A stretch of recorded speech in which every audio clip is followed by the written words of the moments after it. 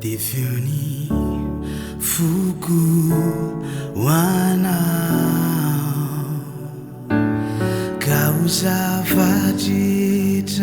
amiko ianao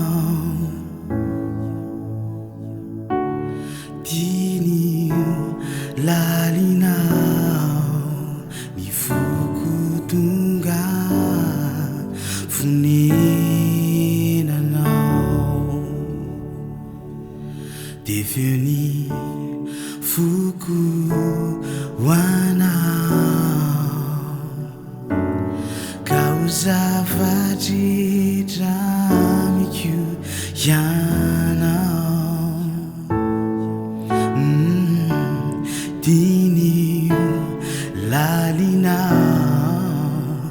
foko tonga fonenanao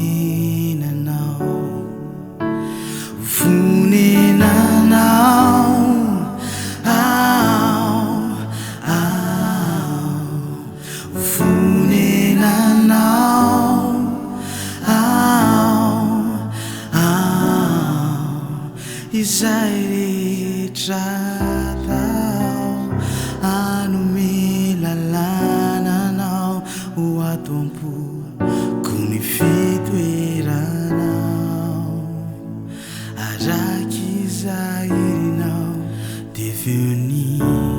foko hoanao ka ho zavadritra amiko ianao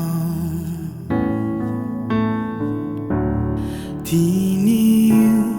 lalinao ny foko tonga fonenanao ny foko tonga